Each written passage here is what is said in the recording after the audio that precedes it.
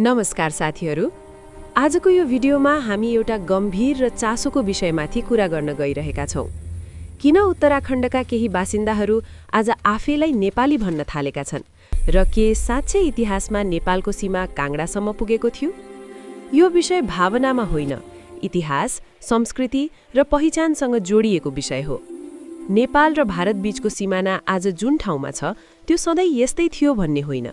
इतिहासका पानाहरू पल्टाउँदा हामी देख्छौं हिमालय क्षेत्र सदियौंसम्म खुला थियो, जहाँ सीमाभन्दा पहिचान ठूलो थियो।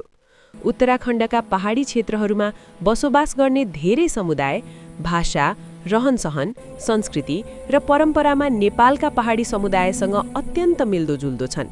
उनीहरूको लोकगीत, लुगा, बोली र देवदेवतासम्म नेपाली संस्कृतिसँग गहिरो रूपमा जोडिएको देखिन्छ।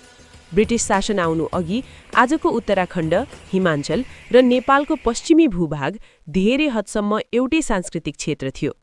त्यसबेला सीमा कागजमा होइन, पहाड, नदी र समुदायको आधारमा चिनिन्थ्यो।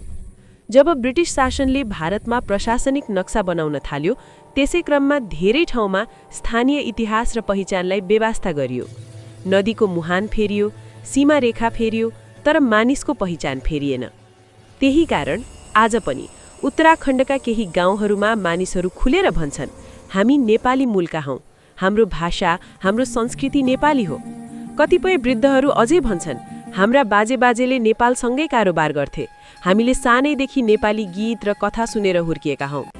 काङ्गडासम्म नेपालको सीमा थियो भन्ने कुरा आज राजनीतिक दाबी भन्दा पनि ऐतिहासिक स्मृति र सांस्कृतिक प्रमाणमा आधारित छ। यसलाई बुझ्न नक्सा मात्र होइन, मानिसको कथा सुन्नु आवश्यक छ। यो विषय भारत वा नेपाललाई नकार्ने होइन, बरु हिमालयी क्षेत्रको साझा इतिहास बुझ्ने प्रयास हो। सीमा कागजले कोड्न सक्छ, तर पहिचान मन र संस्कृतिले कोड्छ। आज उत्तराखण्डका केही बासिन्दाले आफूलाई नेपाली भन्नु राजनीतिक उक्साहट होइन, यो उनीहरूको इतिहास र आत्मपहिचानको आवाज हो।